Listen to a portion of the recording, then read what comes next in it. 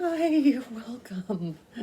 Welcome. We are filming straight and live out of my house in my little corner on the iPad today because somebody else had to take the laptop. Somebody else had to take the laptop.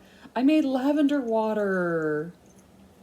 I just spray it and I made it. I just have lavender essential oils. I do have a lavender essential oil. So I did make lavender water and it is delightful. And I did use a little bit of rose hips in it as well. A little rose hips, a little lavender, and just alcohol, just vodka. It doesn't smell like vodka, it just smells like lavender because it is 25 drops of lavender. I did 25 drops of lavender. I did a little rose hips, a little rose oil that I had, and then just the rest of it is vodka. And it smells really good. I don't know if it would be like the cure-all for everything that they're like, you have a headache? Lavender water. You're super sad? Have lavender water. You're sick and dying? Have some lavender water. I don't know if that's how I'm going to use it, but we're going to see. We'll see. We'll see where it takes me. It smells good. So we're on chapter 11, and man, what a nightmare. Mr. Willoughby's been a nightmare. We're like, the whole last couple of chapters has been like getting Marianne out of her stupor.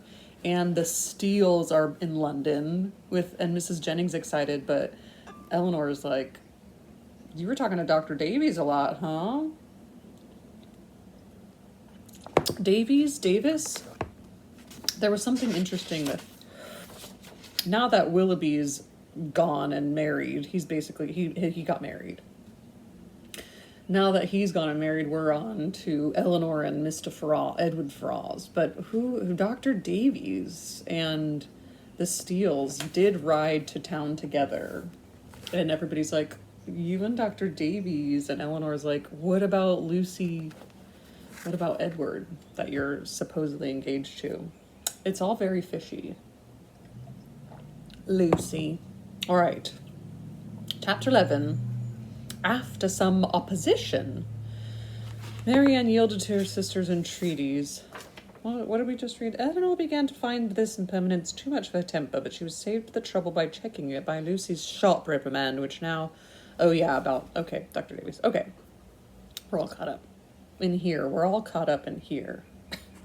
After some opposition, Marianne yielded to her sister's entreaties and consented to go out with her and Mrs. Jennings one morning for half an hour.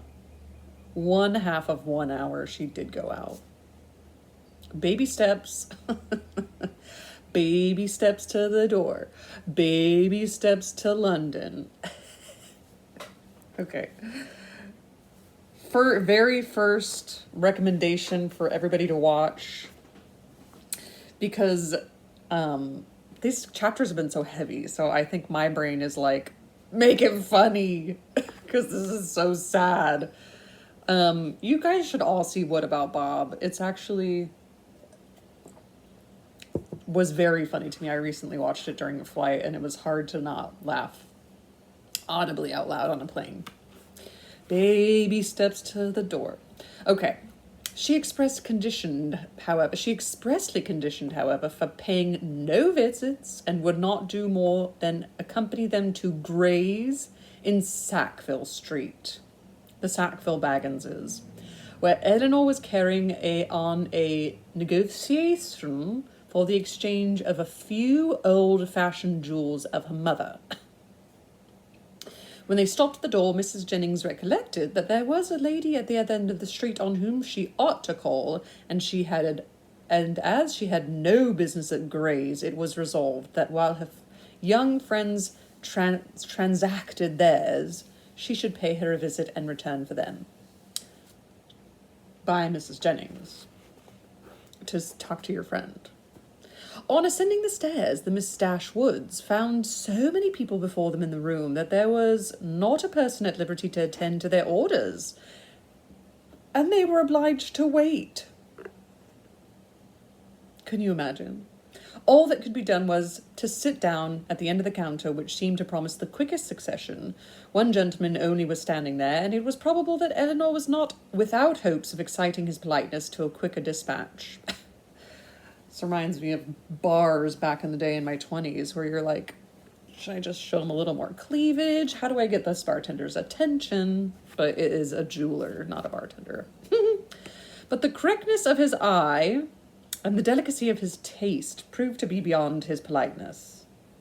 He was giving orders for a toothpick case for himself until its size and shape or ornaments were determined, all of which, after examining and debating for a quarter of an hour over every toothpick case in the shop, were finally arranged by his own inventive fancy. He had no leisure to bestow any other attention on the two ladies than what was compromised in 3 or 4 very broad stares, a notice of which served to imprint on Eleanor the remembrance of a person and face of strong, natural, sterling insignificance, though adorned insignificance, though adorned in the first style of fashion. This man is obsessed with toothpick cases, and it has to be just exactly right for the toothpicks that he likes. Marianne was spared for the troublesome feelings of contempt and resentment on this impertinent examination of their features, and on the puppyism of his manner in deciding on all the different horrors of the different toothpick cases presented in his inspection, by remaining unconscious of it all. Good for her. For she was as well able to collect her thoughts within herself, and be as ignorant of what was passing around her in Mr. Gray's shop as in her own bedroom.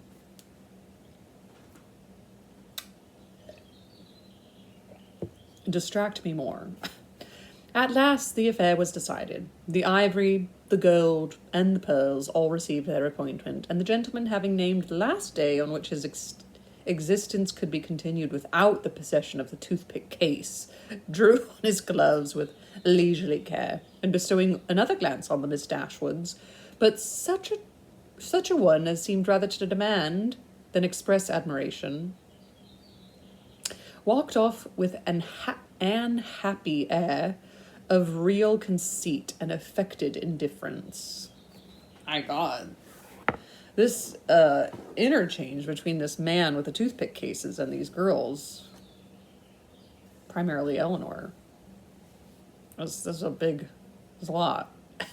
Eleanor lost no time in bringing her business forward, and was on the point of concluding it when another gentleman presented himself at her side. She turned her eyes towards his face and found him with some surprise to be her brother. Fancy that. Their reflection and pleasure in meeting was just enough to make a very creditable appearance in Mr. Gray's shop. John Dashwood was really far from being sorry to see his sisters again. It rather gave them satisfaction, and his inquiries after their mother were respectful and attentive. Sounds very polite so far. Eleanor found that he and Fanny had been in town 2 days. "I wished very much to call upon you yesterday," said he, "but it was impossible, for we were obliged to take Harry to see the wild beasts at Exeter Exchange." Ooh, what's that in the back? Let's go see. Exeter Exchange. What? Oops. Yeah, there's wild beasts. A menagerie kept on the upper level of a building in the north of the Strand, named after an earlier house on the site belonging to Sir Thomas Cecil, Earl of Exeter. Leigh Hunt described it as a little crowded nest of shop counters and wild beasts. It was demolished in 1829, and the site is now occupied by Burleigh Street.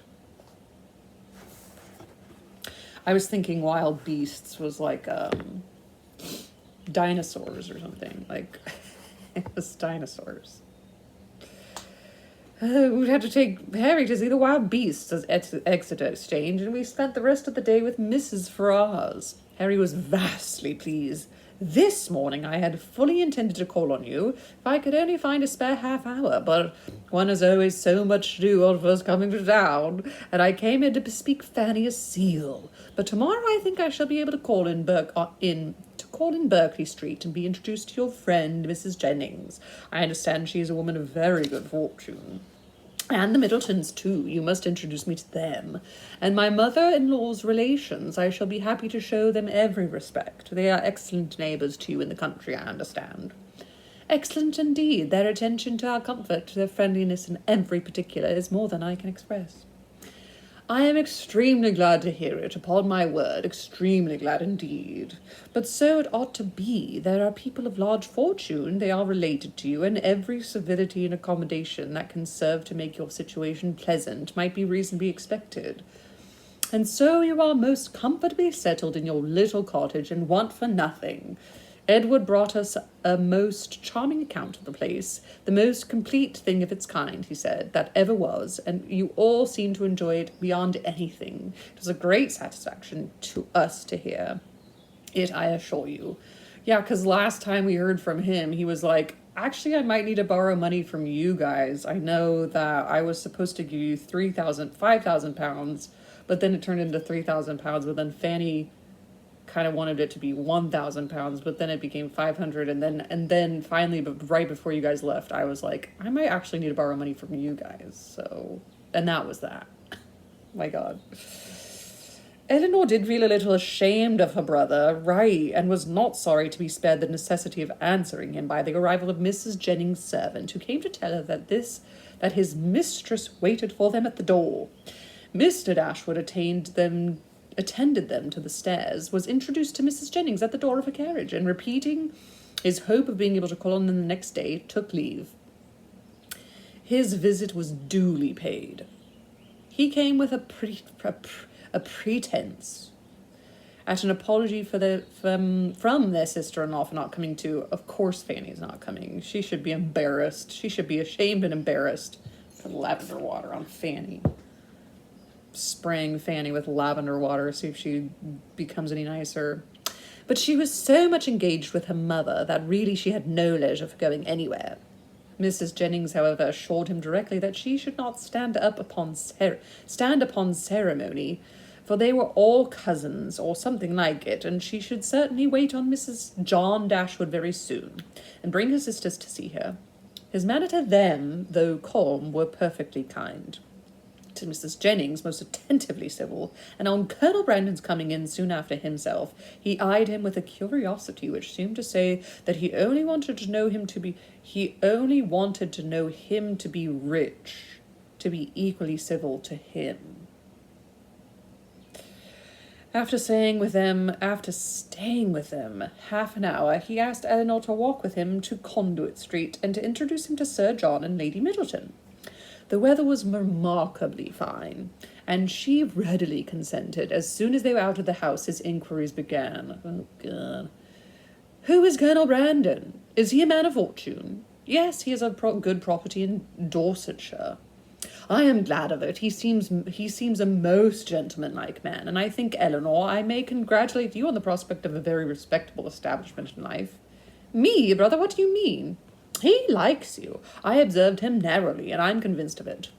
But what is the amount of his fortune? I believe about 2,000 a year. Everybody knew what everybody made back then. That's what I'm just realizing. Everybody knows what you make. It's like, now nobody knows what anybody makes, because it's like, don't ask me what I make. Oh, that's interesting. I'm glad of it. He seems much like, brother, what do you mean? He likes you. I'm nearly convinced of it. What is the amount of his order? 2,000 a year. Got it. 2,000 a year. And then working himself up to a pitch of enthusiastic generosity, he added, Eleanor, I wish with all my heart it were twice as much for your sake. So I could borrow money from him, probably. God. Indeed, I believe you, replied Eleanor, but I am very sure that Colonel Brandon has not the smallest wish of marrying me. I like that. She said, I believe that you want it to be twice as much. Indeed, I believe you that you wish it were twice as much for my sake. That's so funny. You are mistaken, Eleanor. You are very much mistaken. A very little trouble on your side secures him. Perhaps just at present he may be undecided. The smallness of your fortune may make him hang back. His friends may all advise him against it. But some of those little attentions and encouragements which ladies can so easily give will fix him in spite of himself. This is reading a little tiny bit like Mr. Collins. Like, you're like, you just met the man. You just want to know... But some of those little attentions and encouragements which lady can so easily give will fix him in spite of himself. And there can be no reason why you should not try for him. It is not to be supposed that any prior attachment on your side. In short, you know as to an attachment of that kind, it is quite out of the question. The objections are insurmountable. You have too much sense not to see all that. Colonel Brandon must be the man. And no civility shall be wanting on my part to make him pleased with you and your family. It is a match that must give universal satisfaction. In short, it is a kind of thing that, lowering his voice to an important whisper, will be exceedingly welcome to all parties. Recollecting himself, however, he added, that is, I mean to say, your friends are truly anxious to see you well settled, Fanny particularly, for she has your interests very much at heart, I assure you, and her mother too, Mrs. Ferrars, a very good-natured woman. I am sure it would give her great pleasure, said she as much the other day. She said as much the other day. Why is this reading like Mr. Collins for some reason from Pride and Prejudice? And we all know that Mrs. Ferrars and Fanny both just don't want her to be into Edward Ferrars. We know that. This is interesting. Eleanor would not vouchsafe any answer. It would be something remarkable now, he continued, something droll if Fanny should have a brother and I a sister settling at the same time, and yet it is very not likely. Is Mr. Edward Ferrars, said Eleanor with resolution, going to be married? He is not actually settled, but there is such a thing in agitation. He has a most excellent mother. Mrs. Ferrars, with the utmost liberty, will come forward and settle on him 1,000 a year if the match takes place. The lady is the Hahn? Miss Morton. Oh, honorary. I was like, a Han? She's like, from China? The honorary Miss Morton, only daughter of the late Lord Morton, with £30,000. Wait, who's Miss Morton? Have we ever heard of her? That's not Miss Steele. This is interesting. Okay. A very desirable connection on both sides, and I have no doubt of its taking place in time. 1,000 a year is a great deal for a mother to give away, to make over forever. But Mrs. Ferrars has a noble spirit. To give you another instance of a liberality, the other day, as soon as we came to town, aware that money could not be very plenty with us just now, she put banknotes into Fanny's hands in the amount of £200, and extremely acceptable it is, for we must live at a great expense while we are here. They've got plenty of money. He paused for her assent and compassion, and she forced herself to say, your expenses both in town and country must certainly be considerable, but your income is a large one. Not so large, I dare say, as many people suppose. I do not mean to complain, however. It is undoubtedly a comfortable one, and I hope will in time be better. The enclosure of Norland Common, now carrying on, is a most serious drain, and then I have made a little purchase within this half year. East Kingham Farm, you must remember the place where old Gibson used to live. The land was so very desirable for me in every aspect, so immediately adjoining my own property, I felt it my duty to buy it. I could not have answered it to my conscience to let it fall into any other hands. A man must pay for his convenience, and it has cost me a vast deal of money. But I am poor, is what this is reading. I'm super duper poor, and it's really nice that Mrs. Ferrars gave us £200. But we're poor, but we do have 3 estates. More than you think more than you think it really an intrinsically worth. more than you think it really and intrinsically worth. A man must pay for his convenience. And it has cost me a vast deal of money. And then she says, more than you think it really and intrinsically worth. And then he says, why, I hope not that. I might have sold it again the next day for more than I gave. But with regard to the purchase money, I might have been fortunate indeed, for the stocks were at the time so low that if I had not happened to have the necessary sum in my banker's hand, I must have sold out of it to very great loss. Rich people complaining about money. Rich people complaining about money. Eleanor could only smile. That's right.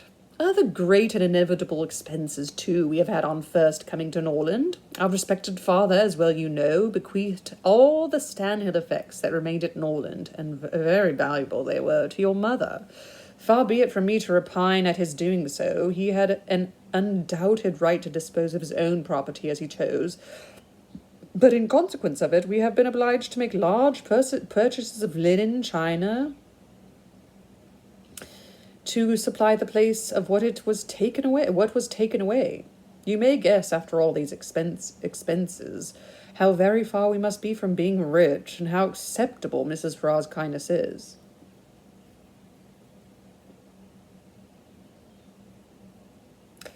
Certainly, said Eleanor, and assisted by her liberality, I hope you may yet live to be in easy circumstances. Love sarcasm. And I think this is what Jane Austen does. She lets her characters be sarcastic to people who don't get sarcasm, which is very funny to me. Like, this screams sarcasm from Eleanor, but like this guy's like, yeah, right? And you're like, no, I'm being sarcastic. That's so funny to me. I like it when people understand sarcasm and laugh at it, but it's even better when they don't understand sarcasm and they're like, yeah, you're right. Sarcasm is a tricky thing. It is a tricky thing to deliver in a good way and also receive in a good way. He says, another year or two may do much towards it, he gravely replied, but however there is a still great deal to be done. There is not a stone laid of Fanny's greenhouse, and nothing but a plan of the flower garden marked out. Where is the greenhouse to be? Wow, a greenhouse? You guys are super poor. What's this say about greenhouses? On this kind of improvement. Okay, this is what the improvement they were talking about. Upon the knoll behind the house, the old walnut trees are all come down to make room for it. It will be a very fine object from many parts of the park, and the flower garden will slope down just before it and be exceedingly pretty. We have cleared away all the old thorns that grew in the patches over the brow.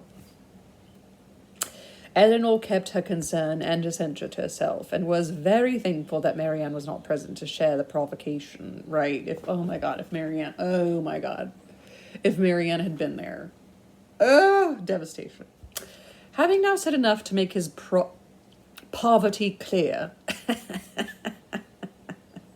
Right. Having now said enough to make it very clear how much in poverty he actually is. He's practically homeless with his 3 places and the greenhouse and the tearing away of all the plants to make way for the garden. And to do away with the necessity of buying a pair of earrings for each of his sisters in his next visit at Gray's, his thoughts took a cheerful turn, and he began to congratulate Eleanor on having such a friend as Mrs. Jennings. Thank you very much. Thank you very much for my friendship. Congratulations.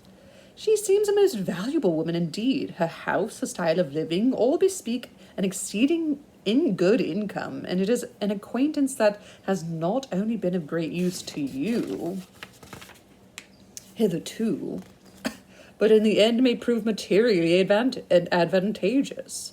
Her inviting you to town is certainly a vast thing in your favour, and indeed it speaks altogether so great a regard for you that in all probability she When she dies, you will not be forgotten.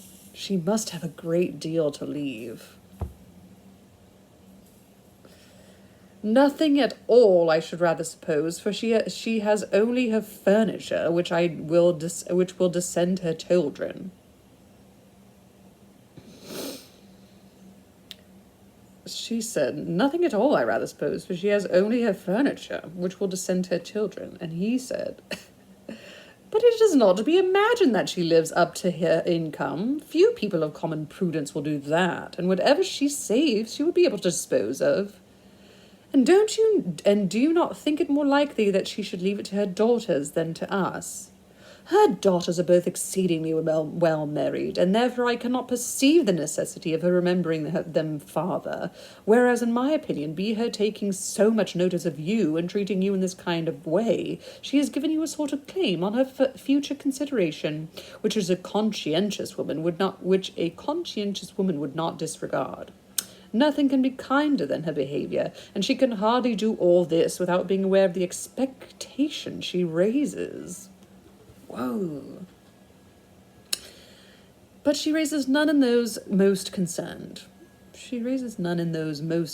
Indeed, brother, your anxiety for our welfare and prosperity carries you too far. Why, to be sure, said he, seeming to recollect himself, people have very little in their power. But, my dear Eleanor, what is the matter with Marianne? She looks very unwell, and has lost her colour, and is grown quite thin. Is she ill? She's not well. She had a nervous complaint on her for several weeks. I am sorry for that. At her time of life, anything of an illness destroys the bloom forever. Hers has been a very short one. She was a handsome girl last September, as any I ever saw, and is likely to attract the men. There was something in her style of beauty to please them particularly. I remember Fanny used to say that she would marry sooner and better than you did. Not but what she is exceedingly fond of you, but so it happened to strike her. She will be mistaken, however. I question whether Marianne now will marry a man worth more than 500 or 600 a year at the utmost, and I am very much deceived if you do not do better. Dorsetshire. I know very little of Dorsetshire, but my dear Eleanor, I shall be exceedingly glad to know more of it, and I think I can answer for you, having Fanny and myself among the earliest and best pleased of your visitors. This guy sucks. John Dashwood sucks. Eleanor tried very seriously to convince him that there was no likelihood of her marrying Colonel Brandon, but it was an expectation of too much pleasure to himself to be relinquished, and he was really resolved on seeking an intimacy with that gentleman, and promoting the marriage, but by every possible attention. He had just compunction enough. What is compunction? Do I know that? Am I supposed to know that? Compunction. Like punctuation? With punctuation? Nope. A feeling of guilt or moral scruple that prevents or follows the doing of something bad. The doing of something bad. Spend the money without compunction. Compunction. He had just compunction enough for having done nothing for his sisters himself. Right. Compunction. He had just compunction enough for having done nothing for his sisters himself. That's great. That's a great use of that word, Jane. Oh my God, Jane. What a great use of the word compunction right there. He is guilty for not having doing nothing for his sisters himself. And now, to be exceedingly anxious that everybody else should do a great deal. I love Jane Austen. I had no idea, and I'm so glad I picked these books up. I'm gonna cry.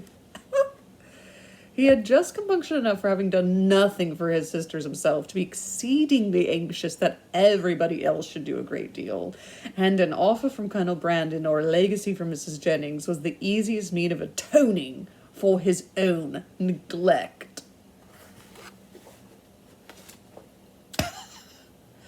This is what I've been trying to say. And she said it so perfectly. And that wasn't even that long of a sentence. That was a perfect, beautiful sentence. He had just compunction enough for having done nothing for his sisters himself to be exceedingly anxious that everybody else should do a great deal. Colonel Brandon, Mrs. Jennings, was the easiest means of atoning, I love that word, for his own neglect.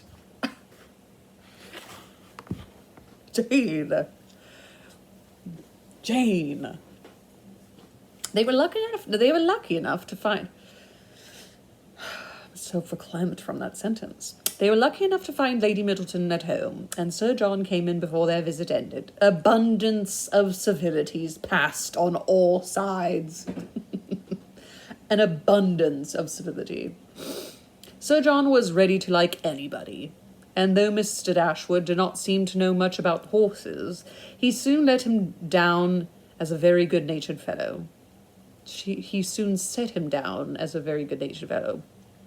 Why, Lady Middleton saw enough of fashion in his appearance to think his acquaintance worth having, and Mr. Dashwood went away delighted with both.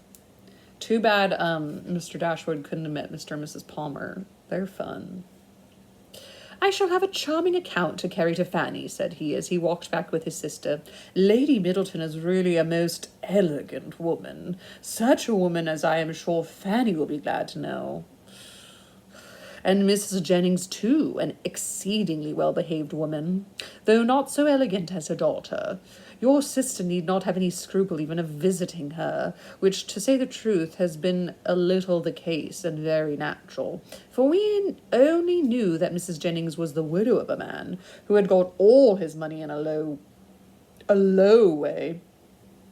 And Fanny and Mrs. Ferrars were both strongly possessed that neither she nor her daughters was such a kind of woman as Fanny would like to associate with. But now I can carry her a most satisfactory account of both. Mr. Dashwood, spraying lavender water on you, Mr. Dashwood. My goodness. What a twat. What an awful, terrible man. Oh, I'm going to read that sentence one more time because that was so good. Because it was perfect. This was like the perfect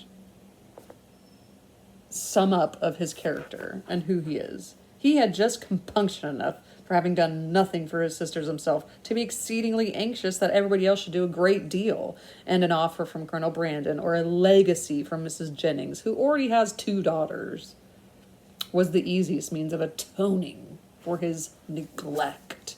Great. Just gonna underline that one. All right, y'all. Thanks for joining me this time to read Jane Austen, Sense and Sensibility. And join me next time for chapter 12 of volume 2. What's going to give with Edward, huh? What's going to give with Edward and Lucy? There's so much still to go. Ooh, happy reading, everybody. Whatever you're working on, happy reading. And ta-ta.